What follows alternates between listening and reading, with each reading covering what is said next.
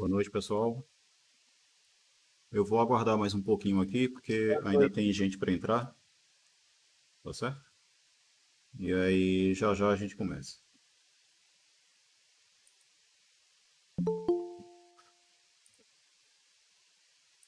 E podem deixar as câmeras de vocês desligadas, não é necessário ficar ligada não.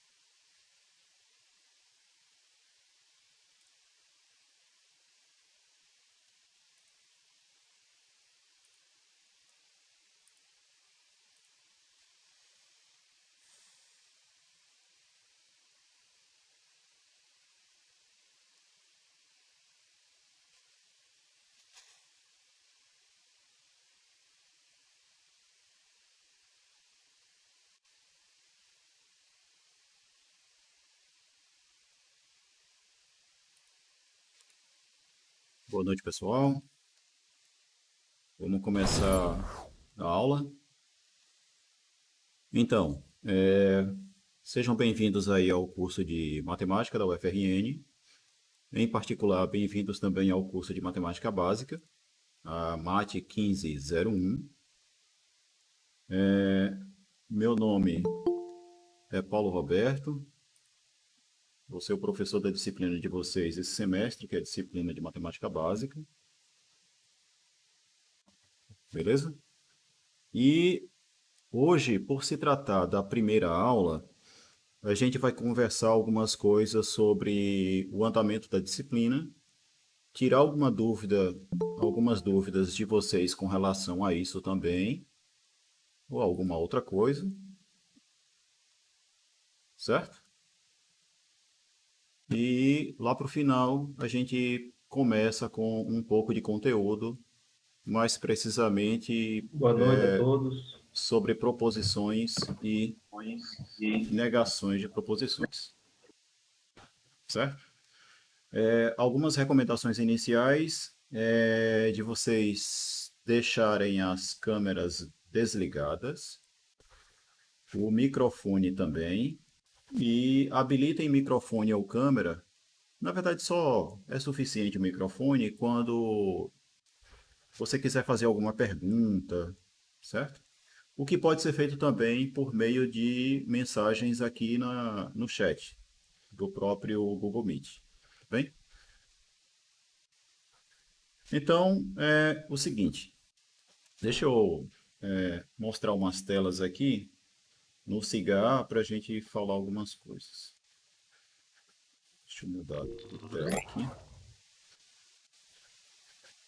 Então, vamos lá. Ó. Aqui, vocês estão vendo o plano da disciplina, certo? Nesse plano, você tem aqui a ementa da disciplina. E aí, com relação à ementa, eu quero comentar umas coisas. Vocês estão me ouvindo direitinho, né? Sim. Sim, professor. Tá, sem nenhum corte, sem o áudio tá picotado, nada não, né? Então, tudo bem. Em relação à ementa, se vocês observarem os tópicos que aparecem aqui na ementa, vocês notam que todos eles são tópicos de ensino médio, que é a função dessa disciplina, certo? A gente revisar algumas coisas que vocês viram ou, ao menos, deveriam ter visto durante o ensino médio. Beleza? Então, o que acontece? Ó, apesar dos assuntos serem do ensino médio, a forma como esses conteúdos serão trabalhados não necessariamente é da mesma forma que vocês viram no ensino médio. Certo? Normalmente, como é que você estuda essas coisas lá no ensino médio de novo, né? Vocês estudam isso do ponto de vista mais de como utilizar certos conhecimentos na resolução de exercícios. Basicamente é isso, né? Por exemplo, um exemplo bem trivial. Vocês aprendem a fórmula de Bhaskara. Aí vocês usam a fórmula de Bhaskara para resolver equações do segundo grau. E aí, se essas equações do segundo grau estiverem relacionadas a problemas concretos, beleza, né? Caso não, você usa fórmula de Bhaskara apenas para encontrar raízes da equação de segundo grau e pronto. Certo? A gente não tem, né, nesse momento, aquela preocupação de como é que eu deduzo a fórmula de Bhaskara, por que que ela é verdadeira, por que é que quando o discriminante é menor do que zero não tem raiz real, por que que quando o discriminante é zero tem uma raiz só, e por que que quando o discriminante é positivo existem duas raízes reais distintas. A gente não se preocupa muito com isso, né? É claro que você pode ter tido algum professor que trabalhou esse tipo de coisa durante as aulas de matemática, mas isso é uma coisa um pouco rara de se ver. Eu imagino que a maioria não viu esse tipo de coisa, né?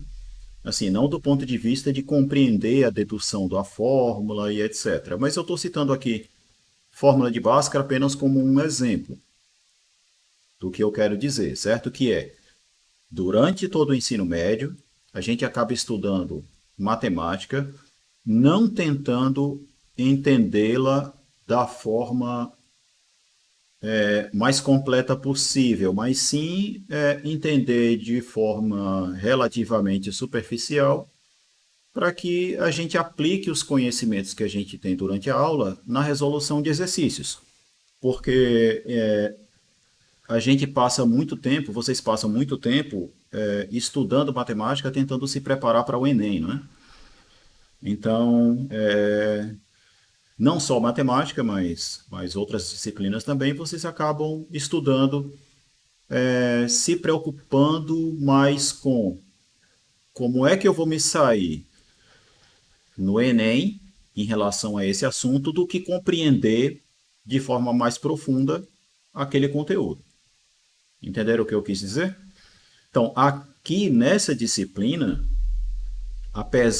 novamente, apesar dos assuntos serem de ensino médio, a forma como a gente vai estudar esses assuntos é bem diferente. Beleza? O foco aqui vai ser compreender de forma mais aprofundada cada um desses tópicos aqui. Tá bem? Para estudar esses assuntos, a gente vai utilizar alguns livros. Quais são esses livros? Deixa eu mostrar aqui. A gente vai usar os livros da coleção Fundamentos de Matemática Elementar, particularmente os volumes 2, o 3 e o 6, certo? O volume 1 é o que trata de conjuntos e funções. Beleza? É o primeiro livro que a gente vai estudar. O segundo trata de logaritmos, mas na verdade não é só logaritmos, ele também trata de função exponencial. Então aqui, na verdade, a gente vai trabalhar potenciação, funções exponenciais e logarítmicas. Certo? E logaritmos. Beleza?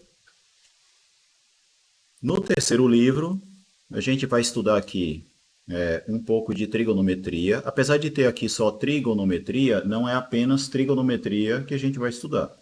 A gente vai estudar as funções trigonométricas.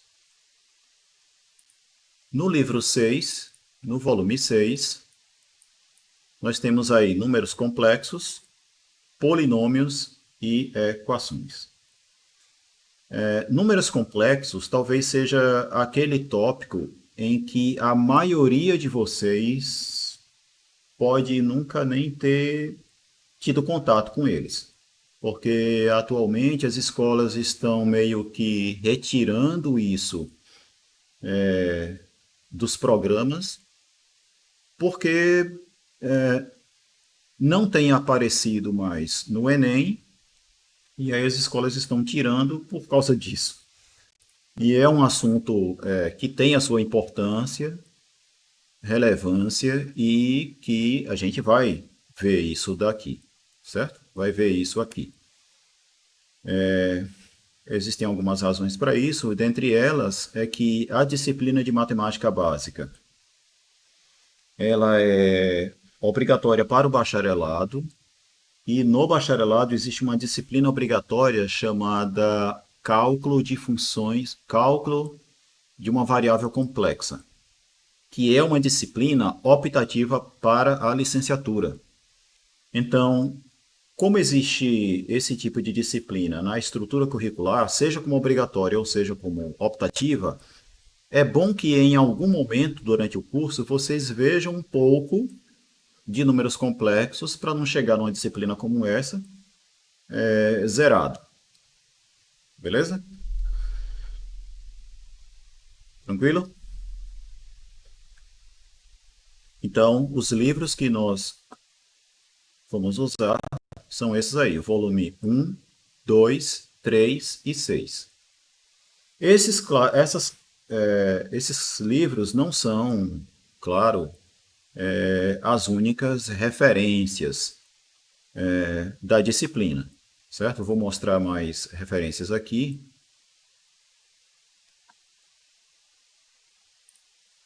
Deixa eu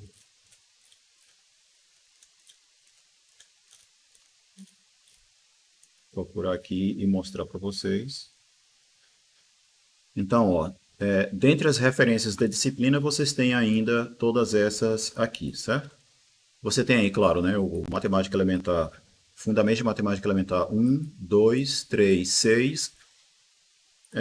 Eu coloquei aqui também o 11 porque pode ser que a gente pegue alguma coisa do volume 11 dessa coleção. Tem também aí o livro Iniciação à Lógica Matemática, do Edgar de Alencar Filho.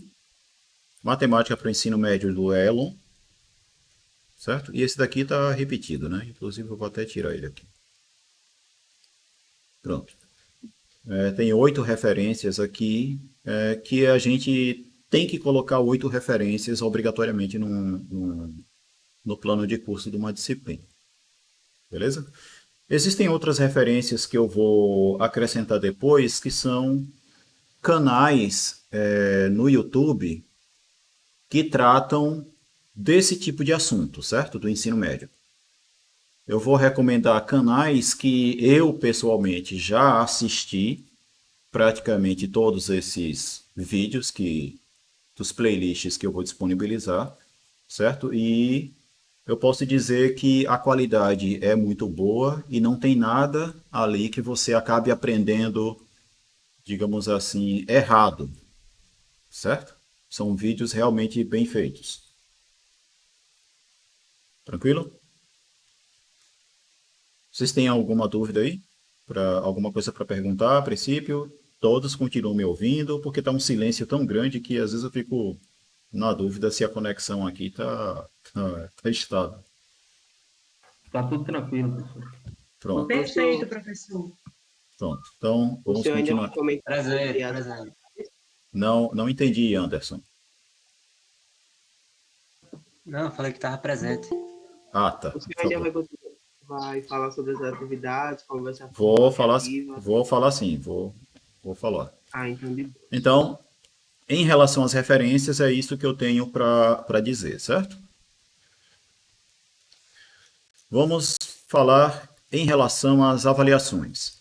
Se vocês já futucaram um pouco aí o cigarro, a turma virtual, vocês devem ter visto que nós já temos datas marcadas para as provas.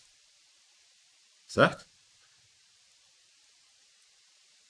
Quais são essas datas? Aqui, agora que eu estou vendo, inclusive, que essa data aqui está... Acho que essa data está errada. Eu acho que é dia 10. Não é dia 12. Mas eu vou ver isso daqui a pouco.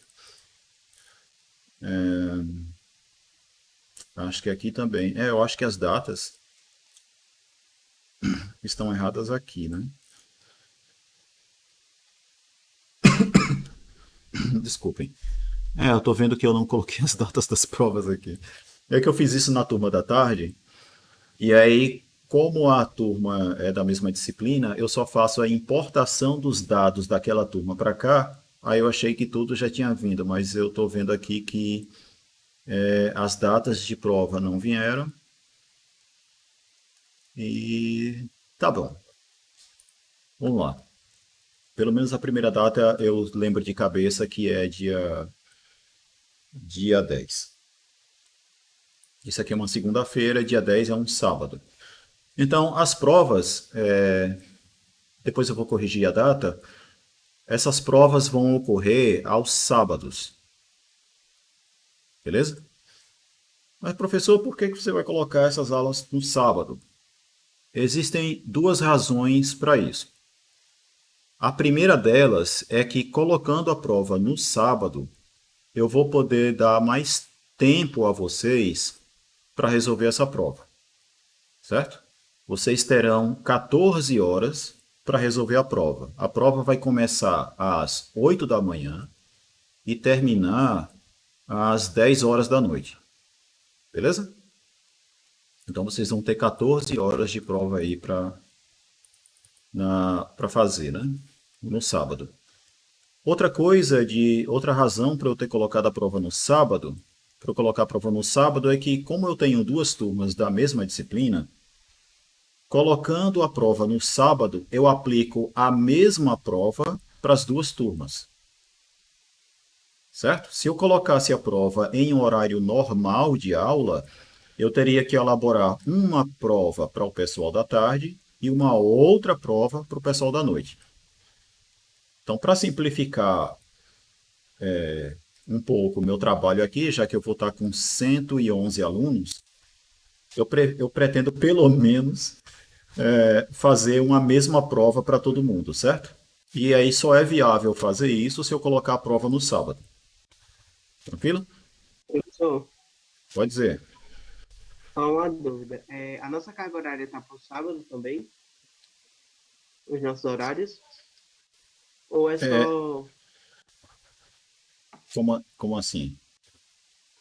Tipo, a gente tem aula no sábado, normalmente? Sábado é dia letivo normal da UFRN. É que raramente Ok. você vai ter aula de sábado, sabe? Raramente, muito raramente mesmo, você vai ter alguma atividade no sábado. Mas é dia letivo normal também, na UFRN. Beleza? Beleza, professor. Obrigado. Caso na turma tenha alguém que tenha algum impedimento no sábado, entra em contato comigo, certo? Para a gente avaliar o que é que faz. Beleza? Porque às vezes pode ter algum sabadista, pode ter alguém que trabalha durante o sábado o dia inteiro, e esse tipo de coisa. Tá certo? Então, caso alguém tenha algum problema assim muito grande de fazer a prova no sábado, me comunica depois. Beleza? Continuando com relação à avaliação, alguém pode estar se perguntando assim, né? Rapaz, se o professor vai dar 14 horas para a gente fazer essa prova, a prova vai ser bomba, vai ser destruída. Não necessariamente, certo? A prova vai ser uma prova normal, dessas que você faria em 2 horas, 2, 3 horas de prova, certo? Então, caso alguém, por exemplo, não possa de jeito nenhum fazer a prova durante o dia, no sábado, ainda vai ter a noite para conseguir dar conta de fazer a prova, porque ela pode ser feita perfeitamente bem em 2 horas, 2 horas e meia, talvez 3 horas de prova, certo? Mas de qualquer forma, vocês vão ter 14 horas de duração, 14 horas de tempo para resolver a prova, beleza? Eu estou bonzinho assim porque esse formato remoto, ele é um formato assim, não muito bom no sentido de para você conseguir se motivar a estudar nesse formato, é um pouco mais complicado porque você não encontra com os colegas para conversar, trocar ideia. É uma coisa muito, assim, estranha, né? Digamos assim.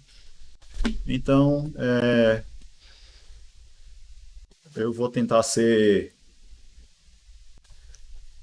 bem bonzinho com vocês, porque vocês são calouros, estamos num formato remoto. certo?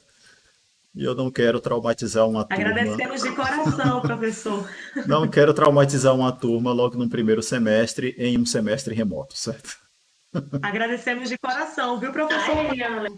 Tá bem.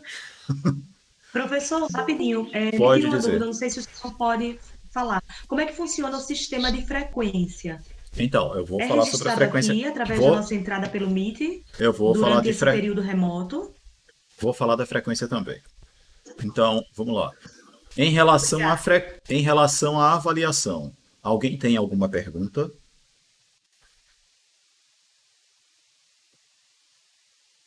Se não tem, eu me lembrei de uma coisa aqui para falar, né? Em relação ao nível de dificuldade de uma prova.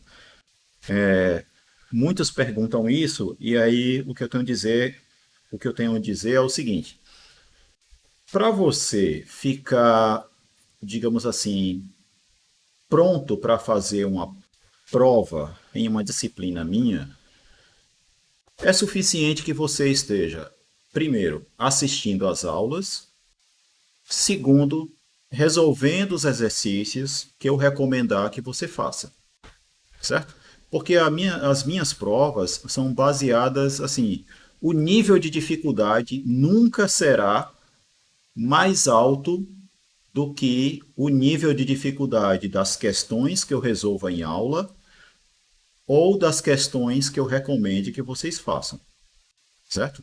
Eu sei que tem professores que acabam cobrando, como se cobrasse mais do que eles dão, né? Existe esse tipo de coisa. Vocês provavelmente poderão se deparar com esse tipo de situação ao longo do curso, mas eu, particularmente, até hoje não fiz isso e eu espero que não seja preciso fazer isso agora, certo? Beleza? Então eu tenho isso daí. Em relação aos exercícios que vocês vão fazer, os exercícios que eu vou recomendar são todos exercícios desses livros que a gente vai adotar, tá certo? Pode ser que eu elabore uma lista ou outra complementar com questões um pouco mais teóricas do que aquelas que tem nos exercícios dos livros, certo? Mas dificilmente isso pode acontecer, certo? Mas pode ser que aconteça. Não serão muitas listas, não. E os exercícios, tem uma coisa que eu quero dizer, que é o seguinte: apesar de eu recomendar determinados exercícios, tentem fazer mais exercícios do que aqueles que eu indicar, certo? Porque você deve fazer os exercícios conforme você sinta a necessidade de fazer, porque você pode fazer uma determinada quantidade de exercícios referentes a um determinado assunto e não se sentir preparado naquele tópico. Então, faça mais exercícios com relação àquilo. Beleza? Lembre-se que o meu papel aqui é o de explicar os assuntos da aula, explicar os assuntos, tirar dúvidas. E vocês têm o papel de assistir às aulas, tentar entender os assuntos, estudar o assunto também no livro, certo? Não se restringam a estudar os assuntos somente assistindo às aulas, certo? Na aula você deve observar que assunto que foi dado pelo professor e procurar esse assunto no livro, texto que está sendo usado, ou em outros livros, para reforçar ainda mais aquele assunto. E, além disso, fazer os exercícios, fazer o máximo que pode, certo? Eu vou recomendar alguns, mas não porque esses que eu recomendei já é o suficiente para você ficar craque, não, certo? Mas é porque os livros têm uma quantidade enorme de questões, e se eu disser a vocês, façam todos, vocês certamente que vão se desesperar um pouco, certo? E eu não quero isso. E, além disso, vocês não estão fazendo apenas matemática básica esse semestre. vocês ainda vão ter as listas de exercício, de geometria analítica, de fundamentos de geometria 1. Pode ser que tutoria também tenha alguma coisa. Vai ter aí ainda, como que é aquela de letras, aí de português, esqueci até o nome da disciplina. Prática de leitura e produção de texto 1, né? Acho que é isso. Vocês ainda vão ter essa disciplina aí, certo? E assim, já que vocês não estão fazendo só a minha disciplina, eu não posso chegar e mandar vocês fazerem só todos os exercícios que tem no livro, né? Até porque, se você olhar aqui, por exemplo, só esse livro aqui, o volume 1, ele tem 75 exercícios resolvidos, o que é ótimo para você aprender a resolver algumas questões também, certo? Peguem a prática, peguem o hábito de estudar exercícios resolvidos, porque se você tiver dificuldade em compreender exercícios cuja solução já está dada, é bastante provável que você encontre ainda mais dificuldade em resolver um exercício sozinho, certo? Então, estudem exercícios resolvidos. Não tem absolutamente nenhum problema em fazer isso, certo? Vejam aí que só nesse livro ainda você tem 326 exercícios propostos, todos com resposta no final do livro, e tem mais 272 testes de vestibulares, que são questões que já ocorreram em vestibulares diversos aí pelo país, certo? E tudo com resposta também. Beleza? Então veja que é exercício para danado, né? Se você pensar que isso daí é só sobre conjuntos e funções, imagine que você ainda tem aqui mais essa quantidade de exercícios para... Cadê? Tem mais essa quantidade de exercícios aqui, ó, só para logaritmos e exponencial. Você ainda tem mais essa quantidade aqui para trigonometria e mais essa quantidade aqui para números complexos, polinômios e equações, certo? Então, se somar tudo aí, vai dar exercício pra caramba, né? Beleza? Então, não posso chegar e dizer, façam todos. Por isso que eu vou recomendar alguns. Mas, novamente, façam o máximo que vocês podem, certo? Entendido? Sim. Então, o que mais que eu tenho aqui com relação à disciplina? Em relação à frequência. Eles vão ser enviados pelo Cigar ou o senhor vai mandar no grupo do WhatsApp? Eu vou colocar no SIGA a lista de recomendações. E no WhatsApp também. Beleza? Bom, em relação à frequência é o seguinte. Quando vocês entram aqui no Google Meet, eu tenho um plugin no Chrome que ele já faz a chamada automaticamente, certo? Ele gera um arquivo do Excel, uma planilha no Excel, com a lista de todos os que estiveram na aula, contendo o horário que entrou e o horário que saiu, certo? Mas tem mais coisas que eu quero dizer com relação à frequência, que é o seguinte. Eu não sou tão rigoroso, eu não serei tão rigoroso assim com relação à frequência, por algumas razões. Primeiro, do meu ponto de vista, isso é uma posição minha, do meu ponto de vista, não faz muito sentido a gente reprovar alguém por frequência, uma vez que Se o aluno falta a uma atividade síncrona, a um encontro remoto como esse que a gente está tendo, existem várias razões para isso, né? Deixa eu tirar isso daqui. Existem várias razões para isso acontecer. Dentre elas, o cara ficou sem internet, por exemplo, certo? E aí imagine que o cara fica sem conseguir, a pessoa fica sem conseguir entrar na aula porque simplesmente acabou os dados móveis ou ficou sem internet em casa, aconteceu alguma coisa que impossibilita da pessoa assistir a aula. Aí eu colocar falta nela é punir a pessoa duas vezes, né? A primeira punição inevitável é de não ter assistido a aula, né? Ter perdido o assunto, ter perdido a explicação, e a segunda é ter levado a falta, né? Então, eu não acho muito justo fazer isso, né? E a outra coisa é que, mesmo que uma pessoa apareça na aula, nada me garante que quem está ali é a pessoa que deveria estar, né? Certo?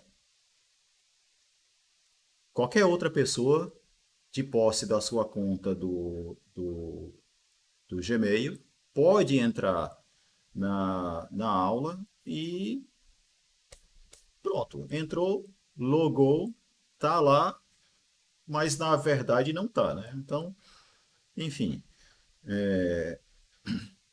então eu não serei tão rigoroso com relação à frequência assim, certo?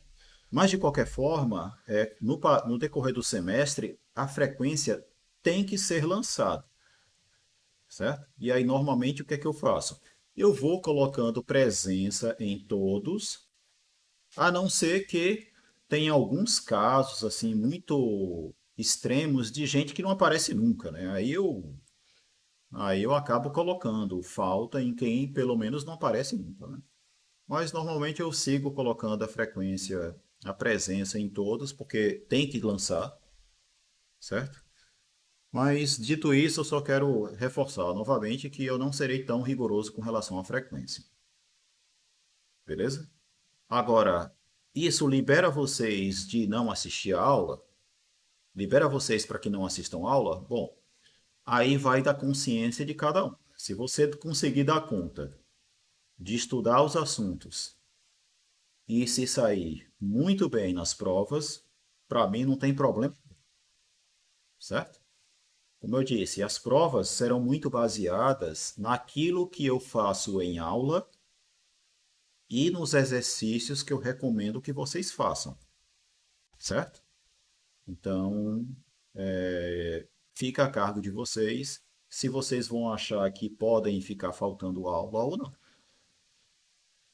beleza? Estão acompanhando aí? Sim. Tudo certo até agora, né? Sim, sim. Beleza, professor. Bom, alguma pergunta específica a respeito das avaliações, frequência, alguma outra coisa? Professor, Diga. o senhor avalia, essa avaliação que o senhor faz, serão quantas provas em relação ao Ah, trabalho? Como é que é feita tá, essa vamos lá. dinâmica? Deixa eu falar então em relação a isso. Bem lembrado, eu devia ter dito isso já. Em relação às provas, necessariamente são três provas. Toda disciplina tem que ter três provas na UFRN, certo? Se ela é no formato de componente curricular, se o componente curricular é do formato disciplinas, a gente tem que ter três unidades. A gente tem que ter três notas. Se essa nota vai ser obtida por meio de uma prova, ou trabalho, ou apresentação, aí fica a cargo de cada professor, certo? Mas pelo menos uma das três unidades tem que ser uma prova escrita, tem que ser uma avaliação escrita, certo? E eu faço três, certo? Até porque a turma é grande e aí não daria para fazer apresentação de trabalho. Eu acho que fica muito ruim numa turma grande. E também trabalhos, é assim, eu não costumo adotar trabalhos como forma de avaliação. Porque trabalho é assim, é muito comum que ocorram cópias entre, entre os alunos, certo? Alguém faz e vários outros apenas copiam e eu tenho um ódio mortal desse tipo de coisa. Então eu prefiro não passar raiva com esse tipo de situação. Eu prefiro não passar trabalhos, certo? Pode ser que eventualmente eu passe, por exemplo, façam determinada questão e me entreguem. Mas eu nunca vou prometer que isso vale pontuação, certo? Mas se eu solicitar algum exercício, se eu pedir que vocês façam e me entreguem, tentem fazer e tentem me entregar, porque no mínimo isso ganha pontos moralmente falando, né? Pode não valer ponto literalmente, mas pode valer moralmente, certo?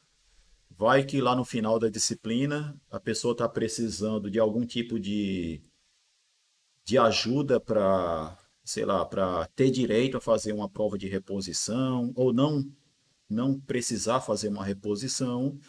E aí, nesse tipo de situação, é claro que você só vai livrar, você só vai tentar dar alguma ajuda para pessoas que você viu que trabalhou durante a disciplina, né? Certo? Então, trabalho comigo não será uma forma de avaliação. Mas, em relação às provas que eu vou aplicar, eu tenho em mente fazer a prova da seguinte forma: um questionário com questões de marcar, questões de múltipla escolha, com 10 questões, e um outro formulário com mais 5 ou 6 questões, com questões discursivas sobre os assuntos da unidade, certo? Que plataforma eu vou usar para aplicar essas provas? Nos últimos semestres, eu tenho usado o Google Forms para fazer essas avaliações, certo? Por exemplo, ó, deixa eu ver se eu mostro um aqui que eu possa ter pronto para mostrar para vocês. Deixa eu ver de uma turma anterior aqui. Só um instante. Assim que eu achar, aí eu mostro para vocês.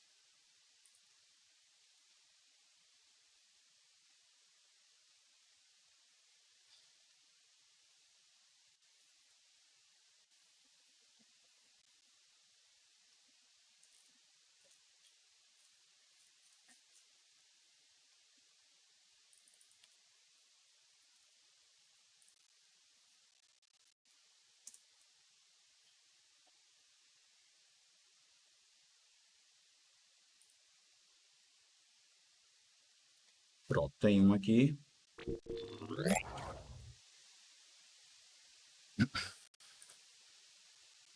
Eu tenho um desses formulários aqui. Eu aplico mais ou menos assim, ó.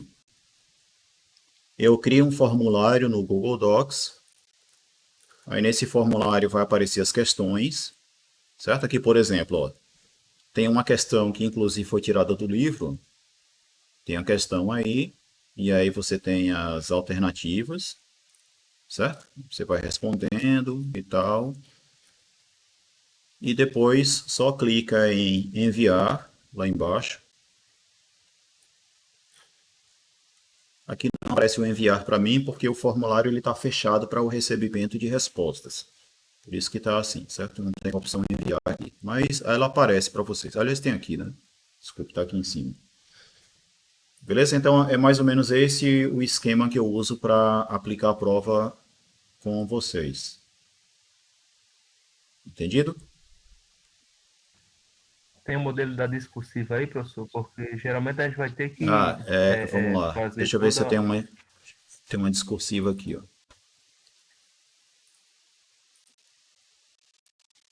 A discursiva é aplicada assim. É um formulário também. Aí vem enunciados das questões.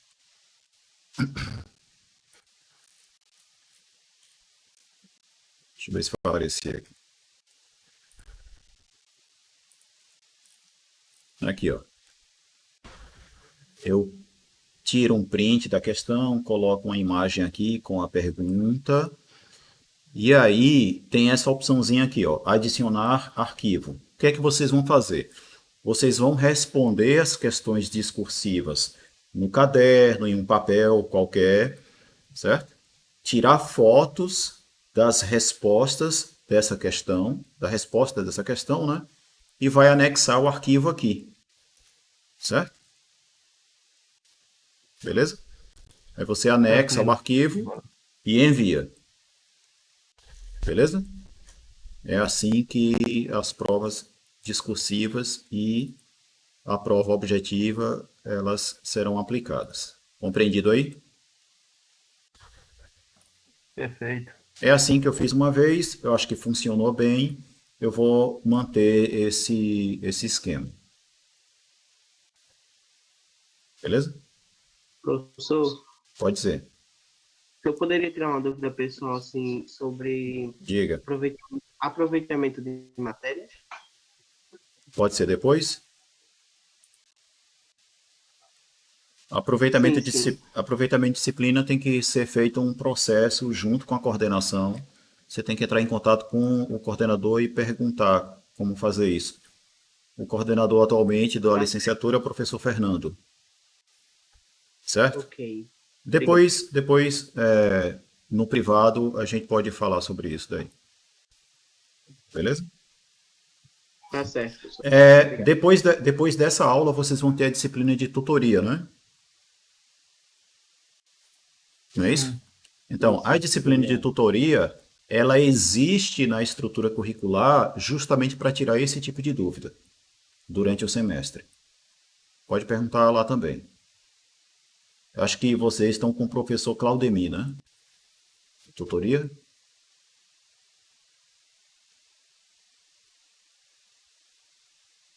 Alguém? Responde aí. Acho que é, né?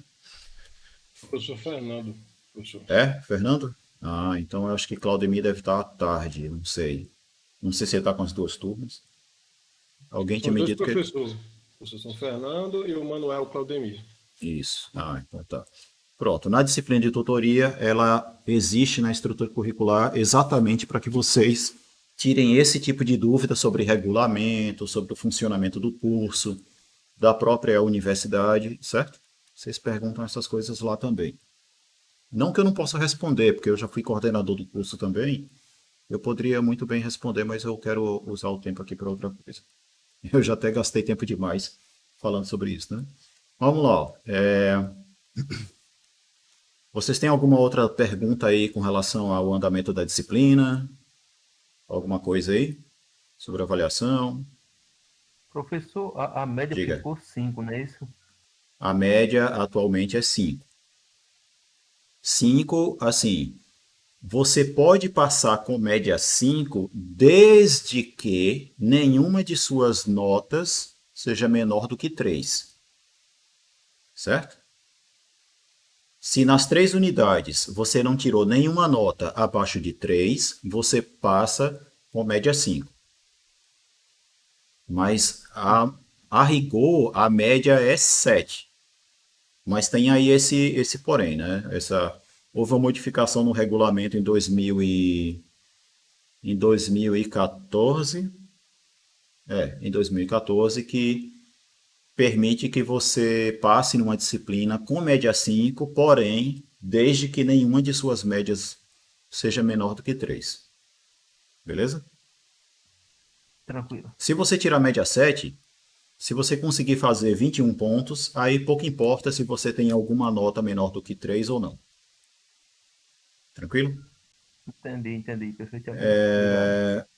Uma outra coisa, vocês têm direito a uma prova de reposição. Antigamente, essa prova se chamava de recuperação, certo?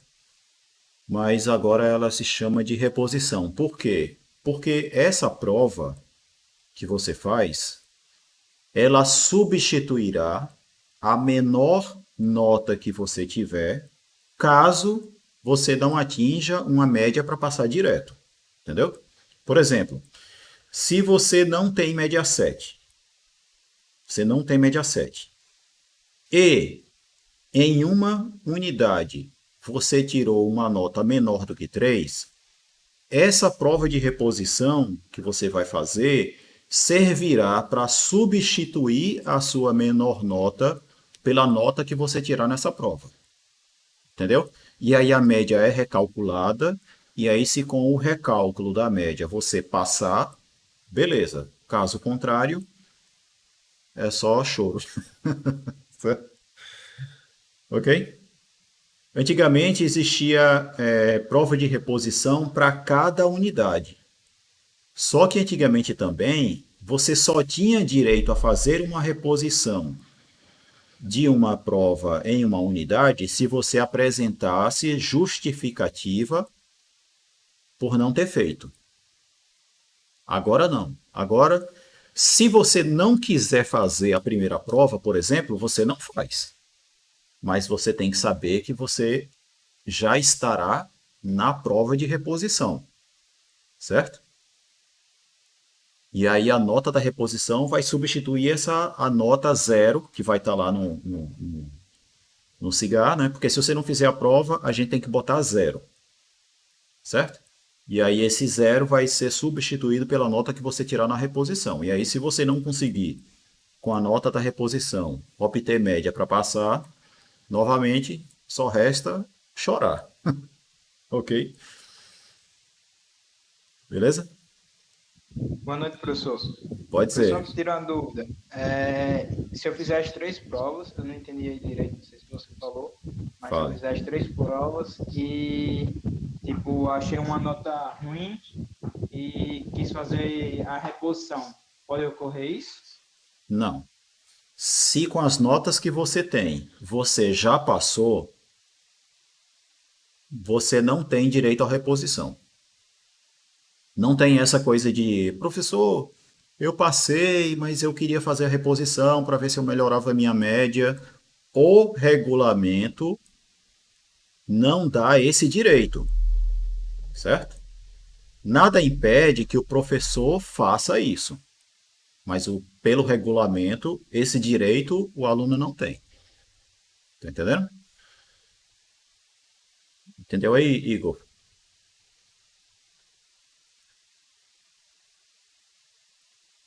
Sim, Pronto. obrigado. Pronto. Então, alguma outra pergunta com relação a isso? Ou já posso começar aqui com assuntos?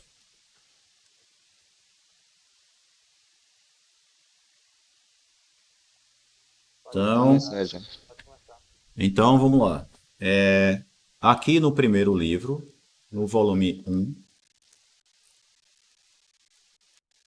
essa semana a gente vai estudar esse primeiro capítulo do primeiro livro aqui, certo? Beleza? Pode ser que na segunda-feira da semana que vem a gente ainda veja alguma coisa desse capítulo aqui. Mas, a princípio, essa semana a gente já estuda esse capítulo inteiro aqui. Esse capítulo de noções de lógica. Se você procurar na ementa da disciplina, você não vai encontrar noções de lógica na ementa. Mas é importante e interessante que a gente veja, mesmo que superficialmente, algumas coisas sobre lógica, porque isso vai ajudar vocês futuramente no curso. Tá certo? E nessa disciplina também, em particular, né? Principalmente no capítulo que diz respeito à teoria de conjuntos. Tá certo? Então vamos lá. Em relação à noção de lógica, capítulo 1, nós temos um conceito extremamente importante, que é o conceito de proposição. O que é uma proposição? Certo? O que é uma proposição? Vamos olhar aqui. Eu vou ler mesmo o que está aqui no livro, porque é uma outra coisa também que eu tenho que explicar com relação à referência. Eu vou tentar seguir o máximo possível os livros que eu estou adotando, porque assim, é como se eu estivesse estudando esses livros junto com vocês, certo? A diferença é que eu vou estar estudando esses livros e explicando esses assuntos a vocês ao mesmo tempo, né? Tá certo?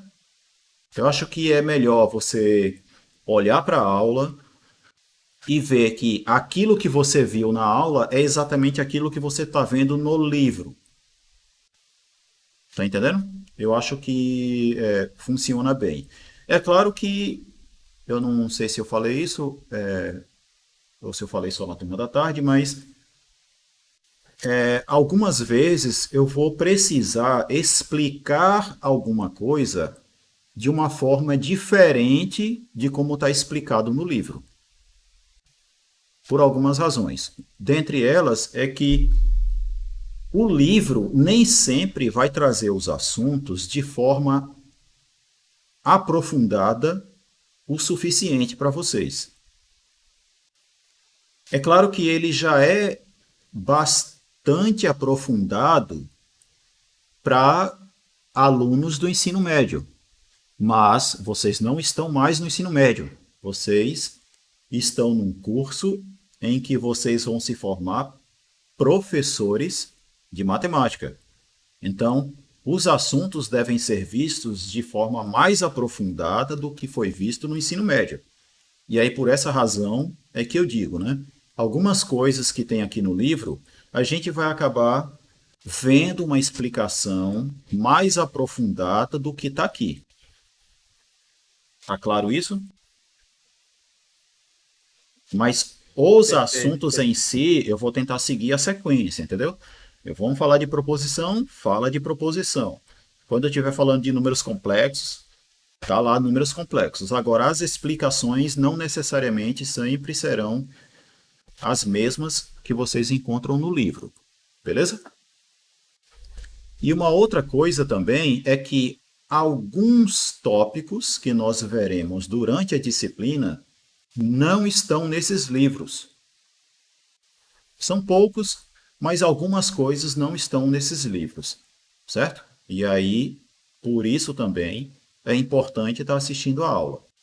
Porque pode ser que eu acabe comentando alguma coisa que não tem no livro. Na verdade, invariavelmente, isso vai acontecer, né? Eu falar alguma coisa que não tem aqui no livro, até porque, pensem só comigo, se eu fosse explicar apenas as coisas que estão no livro e da forma como está no livro, eu seria desnecessário na disciplina, concordam? Para que eu estaria aqui, né? Se eu fosse explicar apenas o que tem no livro e do jeito que está no livro, né? Seria desnecessária a minha presença aqui. Eu poderia simplesmente dizer assim, ó, pega esse livro, estuda tal e tal coisa, e no encontro remoto a gente vai só tirar dúvida. Beleza? Concordam? Então, por essas razões aí, às vezes eu vou explicar diferente do livro, às vezes eu vou explicar alguma coisa que não está no livro, por uma outra razão também, que me ocorreu agora, que eu acho que eu comentei à tarde, também não me lembro agora se eu comentei à tarde, mas eu vou comentar agora, que essa disciplina, ela não tem apenas a função de revisar os assuntos do ensino médio. Ela tem a função também de introduzir vocês no curso de matemática. Introduzir como assim?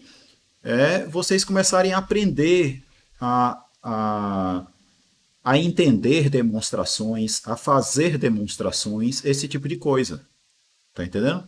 É aquilo que eu comentei lá no iniciozinho da aula, né? Você pegar, por exemplo, no ensino médio você usava a fórmula de Bhaskara para resolver equações do segundo grau e não estava muito preocupado no porquê que a fórmula é verdadeira, como é que deduz, esse tipo de coisa, certo?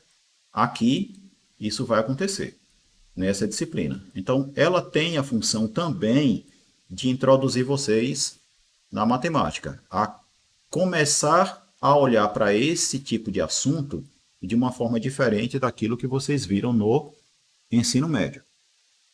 Tá certo?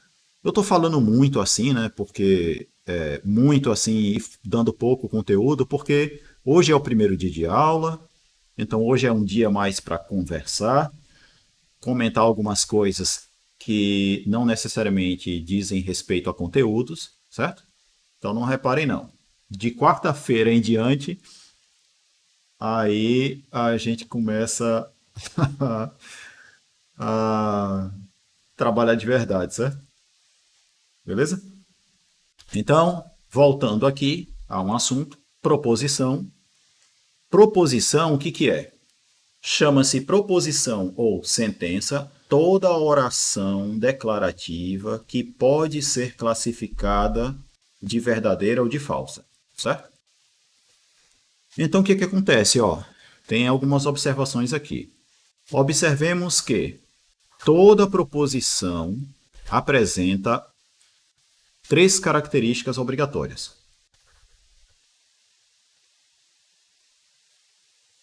Eu estou avisando, Eric, logo para não ficar realmente mal acostumados. É bem isso. Deixa eu falar disso aqui, depois eu comento uma outra coisa. Então, observemos que toda proposição apresenta 3 características obrigatórias. Primeira característica é que, sendo uma oração, tem sujeito e predicado. Uma oração, vocês sabem o que que é, né?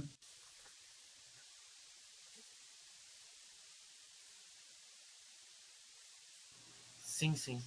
Né? Ela tem que ter um verbo e tem que ter um sujeito, tem que ter um predicado. O que que é um sujeito?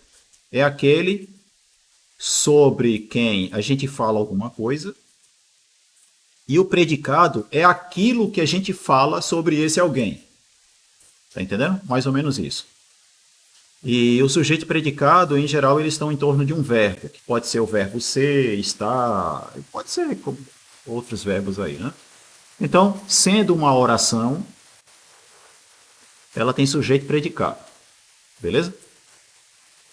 Segunda característica, ela é declarativa. Ela não é exclamativa nem interrogativa. Então, perguntas não são orações que a gente denomina proposição. Certo? Exclamação também. Beleza? A terceira característica é que essa oração, ela tem um e somente um dos 2 valores lógicos possíveis, que é ou ela é verdadeira ou ela é falsa, certo? Então, o que que é uma proposição? Ela é uma oração declarativa para a qual a gente pode atribuir um valor lógico verdadeiro ou falso. Você pode dizer se aquilo que está sendo dito é verdadeiro ou falso. Entendeu? E sendo uma oração, você tem sempre que estar afirmando, declarando, na verdade, alguma coisa a respeito de alguém. Ou uma coisa também, né? Você tem que sempre estar declarando algo a respeito de alguma coisa. E isso que está sendo declarado pode ser determinado como sendo verdadeiro ou falso. Tranquilo? Sim ou não? Vocês estão ouvindo um barulho de chuva? Vocês estão ouvindo um barulho de chuva? Porque começou a chover bem forte aqui. Eu não sei se vocês conseguem ouvir. É bem leve, não atrapalha não. Tá bom. Eu uso um filtro de ruído aqui. Eu não sei se ele está dando conta de suprimir esse barulho. Vamos aos exemplos aí de proposições.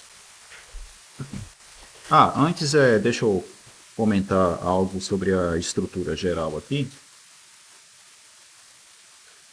Que é isso, ó. Então, uma proposição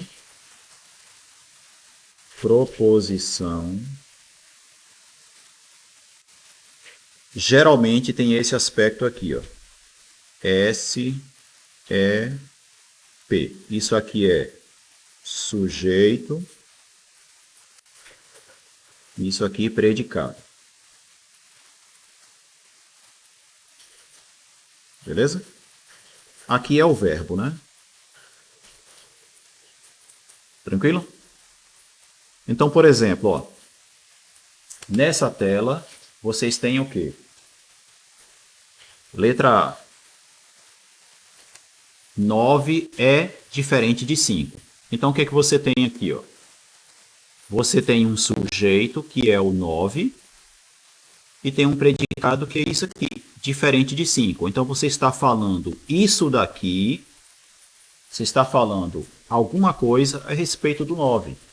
E isso que você está dizendo aqui, o 9 é diferente de 5. Tá certo? E essa, inclusive, é uma sentença verdadeira ou falsa? Verdadeira, né? Verdadeira. Certo? Vê. Então, isso que está aqui escrito em termos de símbolos pode ser escrito literalmente desse modo. E nessa forma literal de escrever, a gente reconhece esse padrão aqui, ó. S é P. É como se o nosso S aqui fosse o número 9, o 9, e o predicado é diferente de 5. Compreendido? Então, ó, aqui o nosso predicado e aqui o nosso sujeito. Isso daqui é o que eu estou falando a respeito do 9. Compreendido? Sim. Então, essa aqui é uma oração declarativa que pode ser avaliada como verdadeira ou falsa. Então, isso é uma proposição. Beleza? Vamos seguir aqui. Aqui nós temos mais uma proposição, não é fácil de reconhecer. 7 é maior do que 3. 7 é maior do que 3 é uma proposição. Eu estou falando algo a respeito do 7. O que eu estou dizendo é isso daqui, ó. Beleza? Eu estou dizendo é maior do que 3. Quem que é maior do que 3? O 7. Beleza? Então, essa é uma oração declarativa que pode ser avaliada como verdadeira ou falsa. E nesse caso aqui, inclusive, ela é verdadeira, né? Isso é uma proposição. Beleza? E aí as demais também. Letra C, D e E. Também são proposições. Tranquilo? Exemplos de coisas que não são proposições. Por exemplo, isso daqui. Por que isso não é uma proposição? A justificativa está aqui. Está faltando um predicado, né? Você tem aqui apenas o quê? 3 vezes 5 mais 1. O quê? O que é que você está falando a respeito do 3 vezes 5 mais 1? Você não está falando nada. Compreende?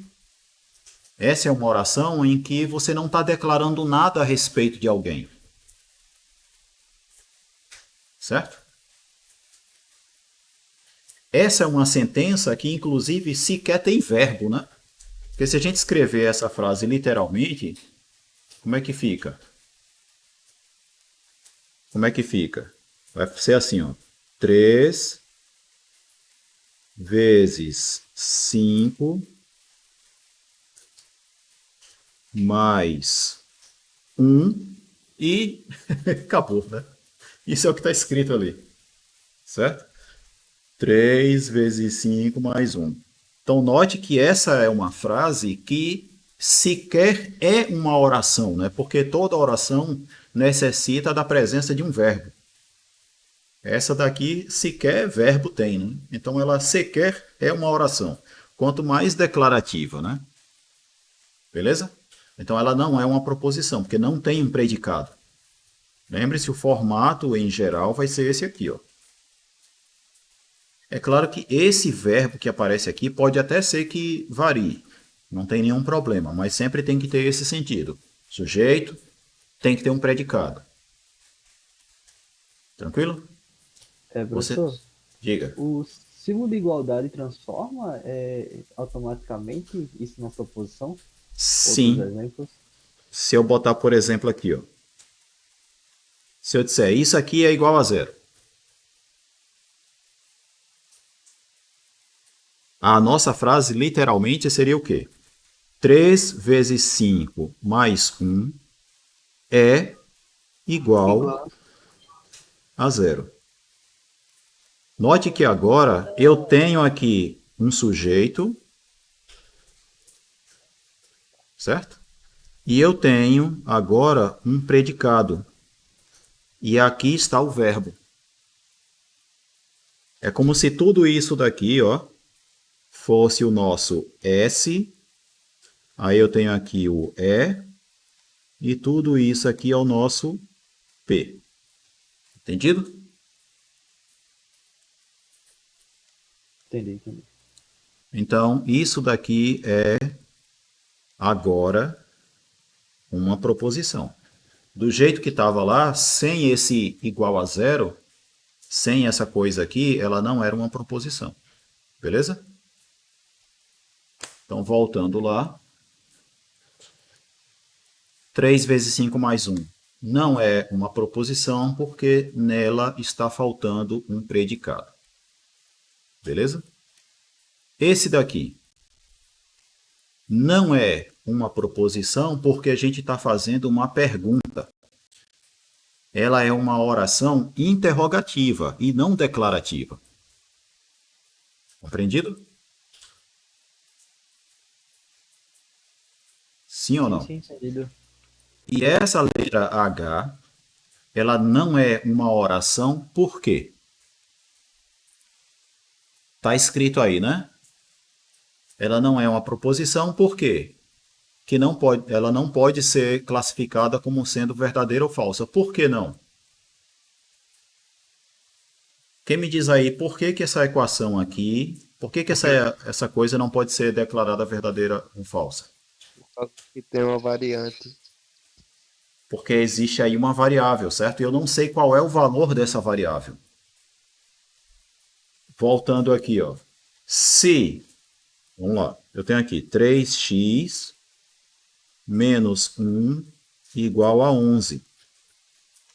Se o x for igual, por exemplo, a 3, o que é que eu teria? Eu teria 3 vezes 3 menos 1 igual a 11. Isso daqui é verdadeiro ou falso? Falso. Falso, certo? Isso é uma proposição? É, porque isso daqui está indicando que eu tenho, ó, sujeito. E qual é o predicado? É igual a 11. Eu estou dizendo alguma coisa a respeito de alguém. Eu estou dizendo, isso daqui é igual a isso. É uma proposição e que a gente pode dizer se é verdadeiro ou falsa. Nesse caso, falsa. Compreendido? Se o x for igual a 4, aí o que é que eu teria? 3 vezes 4 menos 1 igual a 11. Eu tenho novamente uma proposição agora, não tenho? Tem. E agora essa proposição é o quê? Verdadeiro. Verdadeira, porque 3 vezes 4 é 12 menos 1, 11. Beleza? Então, notem que essa coisa aqui, do jeito que está, ela não é uma proposição porque você não pode determinar se ela é verdadeira ou falsa. Pela presença daquilo que a gente chama de uma variável em lógica, certo? Ela tem uma variável aqui. Tranquilo?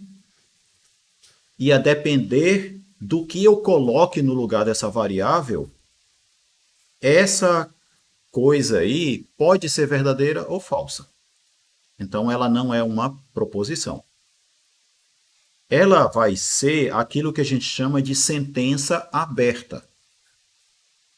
uma sentença aberta vai ser uma oração declarativa em que no sujeito aparece uma variável, em geral, vai ter esse formato, né?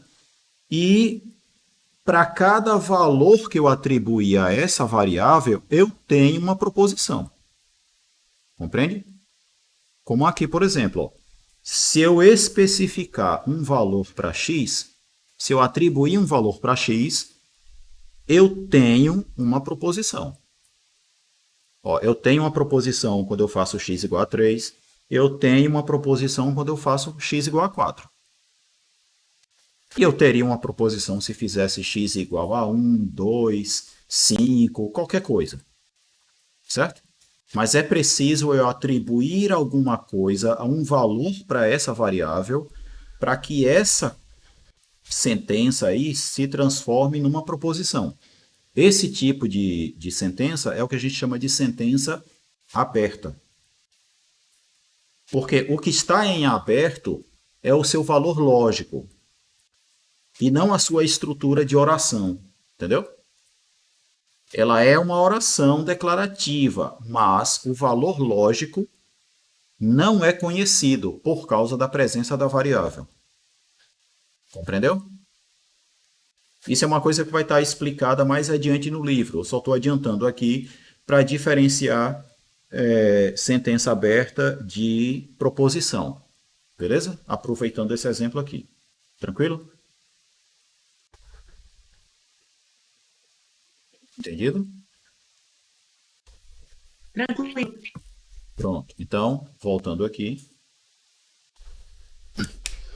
Essa letra H não é uma proposição por causa disso. Beleza? Porque não tem como determinar se ela é verdadeira ou falsa por causa da presença de uma variável aí. É claro que essas coisas que eu expliquei com relação à sentença, proposição e tal, não são explicações necessariamente técnicas. Existe toda uma questão técnica envolvida aí, mas isso não é um curso de lógica. Então, existem mais coisas com relação a proposições que eu não comentarei aqui porque não vale a pena, porque inclusive poderia confundir vocês. Tá? Então vamos lá. Professor? Diga. O curso de matemática tem matéria de lógica? Eu acho que Ou é- como optativa tem. E tem também, eu acho que tanto o departamento de matemática oferecendo, como o departamento de filosofia. Agora, claro que são coisas vistas de forma diferente, né? Mas, enfim, e é um curso bom de fazer. Quando eu estava na minha graduação, eu fiz um curso de lógica com professores com um professor do departamento de filosofia lá na universidade onde eu estudei, que por acaso, que inclusive foi a Universidade Estadual de Feira de Santana, lá na Bahia. Eu sou baiano, certo? Fiz minha graduação lá. E aí o mestrado e o doutorado foi feito em Pernambuco, na Universidade Federal de Pernambuco, em Recife. E em 2011 eu comecei a trabalhar aqui na UFRN e desde então estou aqui. Há 10 anos ensinando na UFRN já. Quem olha assim, pensa, caramba, bicho, tem 10 anos que o cara tá aqui. Pois é, o tempo passa rápido, bicho. Que só.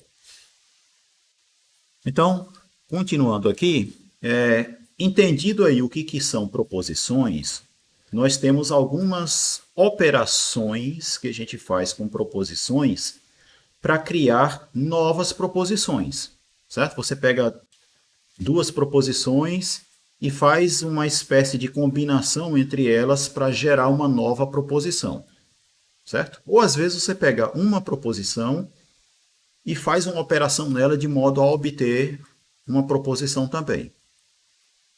Uma dessas coisas que a gente faz é a negação de uma proposição, certo?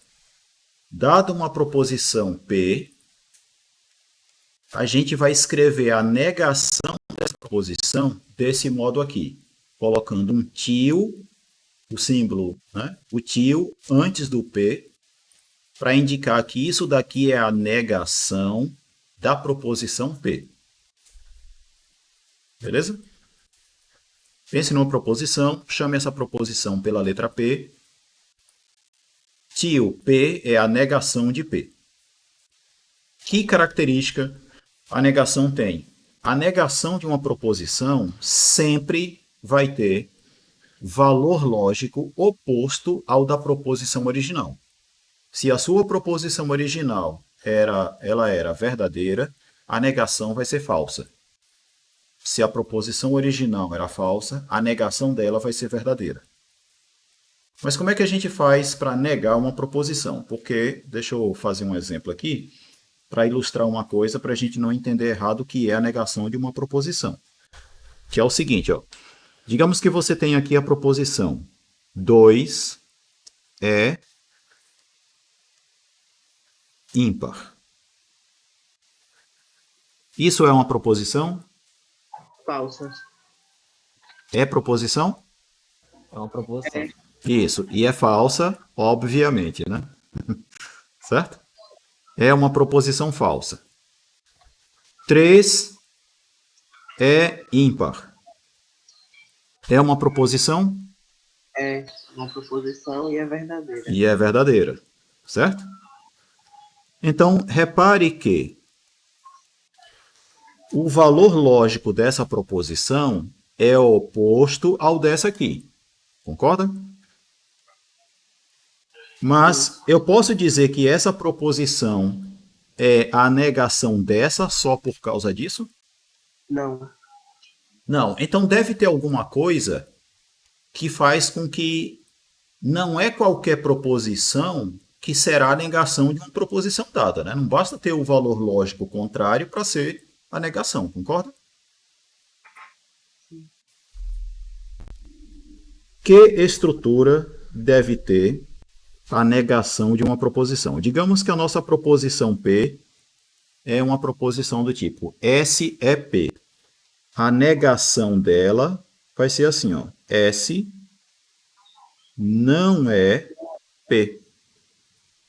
Os sujeitos têm que ser iguais? Exato, é essa a questão. Para que uma proposição seja negação de alguém, você tem que envolver os mesmos sujeito e essencialmente o mesmo predicado. Certo? É claro que... Tem que ocorrer no verbo, entre aspas, no que envolve o verbo. Tem que estar aqui. E essa é uma forma de negar. Beleza? Em geral, a negação de uma proposição se dará desse modo. Se a sua proposição tem uma estrutura do tipo S é P, a negação dela vai ser S não é P. Professor, Diga. se eu não me engano, em língua portuguesa tem um pouco sobre isso, quando você vai conjugar verbo da forma negativa e interrogativa e tudo. Tem. É um pouco sobre isso. Tem. Mas aqui, assim, a negação de uma sentença basicamente terá essa estrutura aqui. Tá certo? É claro que, assim, você pode escrever a negação de uma proposição de formas diferentes, sim. O que importa é que o sentido da proposição que é a negação da P, ela tenha esse sentido aqui, certo? Ok? Ela tem que ter o mesmo sentido que a sentença com essa estrutura aqui. Por que eu estou dizendo isso? Ó, vamos a exemplos de negação aqui. Então, ó, eu tenho uma sentença que é 2 é par. Bota assim, 2 é par. Aliás, eu vou escrever melhor. Bota assim, ó, 9 igual a 5, que é 9. Escrever assim, 9 é igual a 5, certo? Se essa é a nossa proposição P, a negação dessa proposição vai ser o quê? 9 é É diferente de 5. diferente de 5. Vai ser isso aqui, ó. 9. Aí eu corto o símbolo de igualdade para indicar que 9 não é igual a 5. Eu vou escrever isso aqui, ó. 9 não é igual a 5, certo? Essa seria a negação. Só que, o que acontece? Em matemática, aquilo que a gente diz, não é só em matemática não, né? Aquilo que não é igual a alguma coisa, a gente diz que é diferente. É um termo sinônimo, sabe? Isso daqui é o mesmo que ser diferente. Então, eu poderia reescrever essa frase assim: 9 é diferente de 5. Tá certo? Professor, Diga. tem professores que não aceitam, né? Fazer tipo isso que o senhor fez. Tipo, 9 é diferente de 5. Eu paguei uma matéria de. Eu estava fazendo licenciatura lá no IF. Certo, Aí eu paguei lógica matemática, certo. que era uma disciplina. E o professor não aceitava que a gente escrevesse, tipo, negação como é diferente, alguma coisa do tipo. Bom, Para deixar mais exemplificado. assim, é porque provavelmente ele queria que você fizesse a negação da forma mais literal possível, sabe? Sem apelo para definições extras. Porque quando a gente escreve assim, eu estou recorrendo a uma definição extra, que é a definição de diferente é não ser igual a, tá entendendo?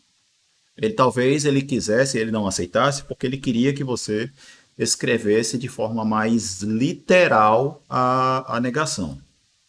E não de forma, assim, equivalente, né? Digamos assim. Compreendeu? Mas em relação ao sentido da coisa, certo? A negação de uma proposição pode aparecer escrita de forma diferente, né? Olha, eu usando um termo diferente aí. Certo?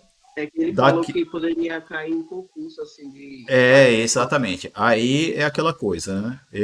Faz muito tempo que eu não faço concurso. Então, eu não tenho a prática de como que esse tipo de coisa acaba sendo cobrada em concurso. Entendeu? Mas eu acredito, e pelo que eu já tinha estudado há muito tempo, de concurso, desses concursos comuns, em que eles querem mais as coisas literais, assim, sabe? Então, é mais provável que num concurso você tenha que responder desse jeito ao invés desse jeito aqui. Isso pode realmente acontecer. Eu falei mais para saber da sua didática, sabe, professor? Caso esse professor que... Não. Não, eu não vou ter esse rigor, eu não vou ter esse rigor aqui, não. Até porque, como eu disse, aqui não é um curso de lógica. A gente vai ver algumas coisas de lógica aqui, porque serão importantes durante a disciplina e durante o curso para vocês. Certo? Mas... E também, assim, esse não é um curso preparatório para concursos, né? Em que esse tipo de frescura é exigida. Tá certo? Beleza? Mas eu só queria deixar claro também, eu queria deixar claro isso, né? Às vezes a negação de uma proposição não vai aparecer exatamente nesse formato aqui, nessa estrutura, tá certo? Tranquilo? Tranquilo. Então é isso. E outra coisa que eu já até falei, né? Quando a gente quer negar certas coisas, por exemplo, negar a igualdade é cortar o símbolo de igualdade. Se eu tivesse, por exemplo, uma coisa do tipo A está contido em B, como a gente vai ver em teoria dos conjuntos. Se isso daqui significa que A está contido em B, o que significa, como é que eu poderia escrever que A não está contido em B? Aí eu corto o símbolo de contido, o símbolo de inclusão. Em matemática, normalmente, quando você está cortando um símbolo, é porque você está negando o significado daquele símbolo. Compreendeu? Fazendo a negação da proposição correspondente ao símbolo original. Bem Beleza? como o sinal de existe, né? Exatamente. Você dizer que existe, sei lá, X pertencente a R. Aí dizer que não existe é cortar o símbolo. Ou então você dizer X pertence a A. Aí você vai dizer X não pertence a A, fazendo o quê? Cortando o símbolo de pertence. Tá certo? Professor, mas como é que se procede no exemplo do 2 é par? Como é que faz isso simbologicamente? Como é que nega que 2 é par? Não, ali vai ser mais literalmente, certo? Porque, assim, com relação ao 2 ser par, você tem que ter uma definição. O que é um número par? Porque quando a gente diz assim, ó, 2, bota assim, 4 é par. Isso é uma proposição? É uma proposição? Tem verbo, É. Certo? É uma proposição. Ela é verdadeira ou falsa? Aí é onde entra a definição. O que é que significa ser par? Você tem que ter uma definição para isso. E aí, se o número 4 se encaixar na definição de par, então é verdade que 4 é par. E o que significa ser um número par? N é par se existe K pertencente aos inteiros, tal que N é igual a 2 vezes K. Ou seja, todo número par é um múltiplo do 2. Basicamente é isso. Certo? Então, essa é a definição de ser par.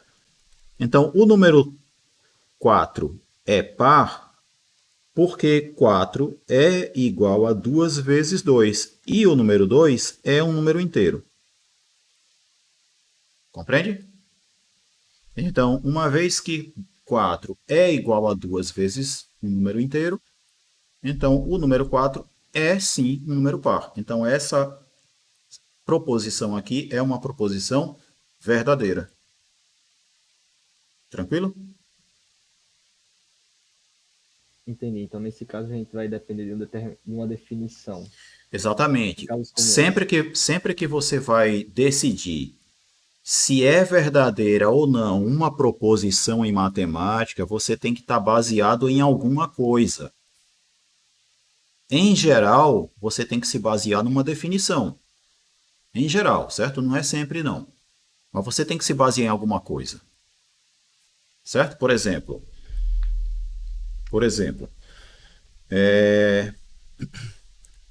ser número ímpar, por exemplo.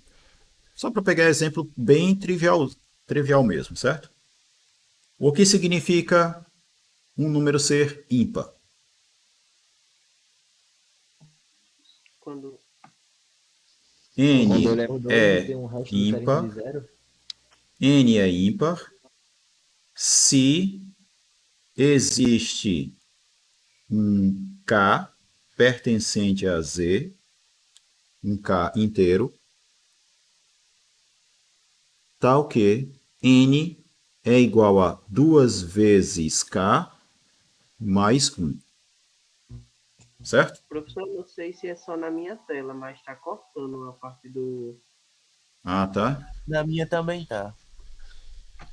Bom, na minha tela não está cortando não, pode ser na forma como está sendo exibido para vocês aí, mas de qualquer forma eu vou colocar aqui um pouco mais para o lado. Agora está completo? Ficou mais atualizado, tá bom. Pronto. Então, isso é ser um número par, beleza? Então, por que que 5 é par? 5 é par, pois 5 é a mesma coisa que 2 vezes 2 mais 1. E esse carinha aqui, ó, é um número inteiro. Tranquilo? Então, em geral, quando você vai decidir pela validade ou não de uma proposição em matemática, você tem que estar baseado em alguma coisa, né? É verdadeiro por quê? Aprendeu? Compreendi, compreendi. Pronto, isso é a negação de uma proposição. A gente teria só mais 3 minutos de aula aqui, mas eu vou parar por aqui porque, assim, eu não quero passar nenhum assunto a mais do que eu já passei à tarde. E também, de qualquer forma, hoje é um encontro mais para a gente conversar, tirar dúvidas sobre o andamento da disciplina e etc. Não era uma aula com o objetivo de passar muito conteúdo hoje, certo? Agora, Essa aula foi gravada? agora de quarta-feira em diante, o chumbo será mais grosso. As aulas serão gravadas sim. Eu estou gravando essa aula e assim que terminar, eu vou subir ela para o YouTube. E aí, quando ela tiver sido carregada lá para o YouTube, eu disponibilizo o link para vocês na turma virtual. Tá certo? Porque eu estou Professor, gravando. Oi. só uma correção, aí não seria 5 é ímpar? Ou sim. Eu falei ímpar e escrevi par, né? Foi mal. Tá certo. Como eu disse, eu estou gravando tanto a aula da tarde quanto a aula da noite. E aí, às vezes, uma aula sai diferente da outra porque as pessoas para quem eu estou dando aula são diferentes, né? Então, eu vou gravar tanto a aula da tarde quanto a da noite, e aí em cada turma eu coloco a aula que eu dei para aquela turma lá na turma virtual. Certo? Mas eu vou gravar todas. Diga aí, Isaac. A sala virtual que a gente que a gente participa vai ser no Google Sala de Aulas? Google Sala. Não, é aquela turma virtual do SIGA. Entendi. Certo? Aquela ali é a nossa comunicação, digamos assim, oficial. Beleza? Mas assim, eu vou prioritariamente me comunicar com vocês por meio do grupo que a gente tem no WhatsApp. Porque, em geral, algumas coisas que eu vou precisar informar vocês são informações em comum entre a turma da noite e a turma da tarde. Eu faço isso naquele grupo, certo?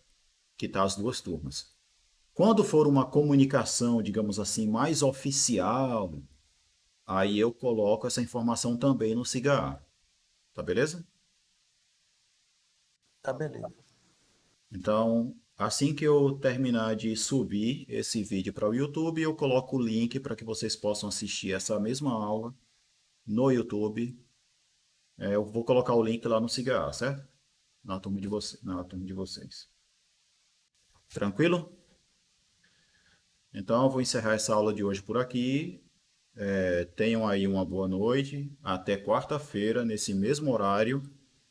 E tchau para vocês. Beleza? Tchau. Boa noite, professor. Boa noite. Um abraço. Tchau. Uma pergunta, o senhor fez chamada? Boa noite, professor. Até mais. Não, a chamada é automática, é feita por um plugin aqui no Google Meet. Ah, ok. Tá, obrigado. Obrigada, professor. Excelente aula. Tchau. Até Valeu, quarta. professor. Tchau.